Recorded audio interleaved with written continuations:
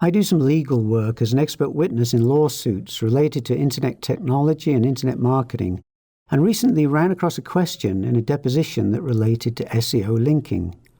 "Isn't it true, Miss Jones," the lawyer asked, "that quality is far more important than quantity when measuring the effectiveness of an SEO linking campaign?" My first problem is that I don't even know what this question means. I have trouble understanding it. My head almost exploded as I tried to think through the logic behind this question. Imagine a lawsuit related to the value of a coin collection. Isn't it true, Ms. Jones, that the value of the individual coins is far more important than the number of coins? It's just a nonsensical statement from a logical perspective, and yet the quality over quantity claim does seem to be a common statement in the SEO world. The fact is, you're going to get a range of links, some good, some not so good, but different links help in different ways.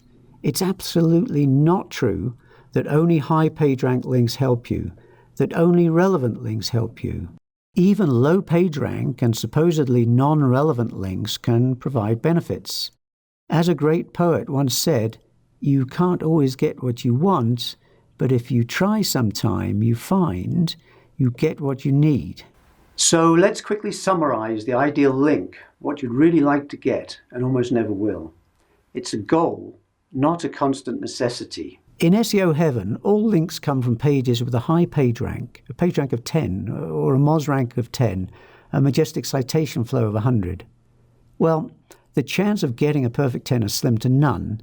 There are very few websites in the world with such a score. Even Google rates itself the world's most popular site with a page rank of 9, and Majestic gives it 99 out of 100. Still, the higher the page rank or equivalent, the better.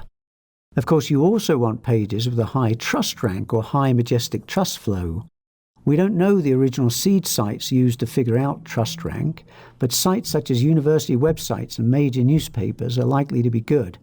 Again, these are tough to get, but that's the ideal. The link needs to be a follow link, not a no-follow link, of course. As you'll recall from an earlier lesson, no-follow links are generally ignored by the search engines. Even if they do actually follow the link, going to the reference page, they generally won't use the link for ranking purposes. You ideally want text links too. With image links, you can put keywords into the image's alt and title attributes, but it's generally believed in the SEO world that these keywords won't have as big an impact as keywords in a text link's anchor text. And you want the keywords to appear near the beginning of the anchor text, not the end. You want the links to come from relevant sites, ideally. They often won't, and that's okay, but our perfect link will. The perfect link will also come from a news site, one that you don't already have a link on, because adding a link to a site already linking to you, as you saw earlier, isn't going to provide as much value as a link from a site you've never had a link on. In fact, you really want the link to come from not just another site, but another site that isn't on the same C-block IP number as other pages linking to you. You want the links placed high up in the page, inside the content, not in navigation or sidebars. And you need the links to be visible, not hidden, including tucked away in no scripts tags. And you need links that point to pages within your site, not only to the home page. If you ever get one of these perfect links, let me know. I'd love to see it. I'm sure they do exist, but there can't be many of them. In the real world, you're going to end up with a mishmash of links, text links and image links, follow and no follow, some high on the page, some low, some in lists of links, some in the content. And that's okay.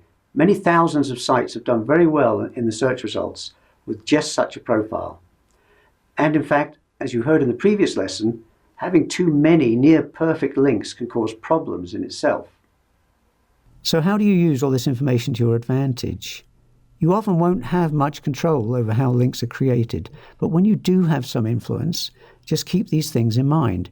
If a friend or colleague agrees to place a link, give him the text you want with the good keywords you need. Ask for a placement in content high on the page. Make sure it's going to be a follow link, and so on. In cases in which you have choices, use this information to make those choices.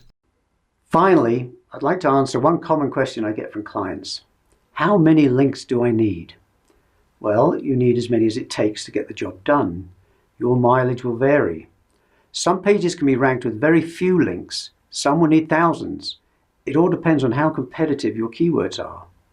One way to get a feel, though, is to do a link analysis on a few competitors and see what their link profiles look like, both how many links and what level of quality. We'll be looking at link analyses in a later lesson.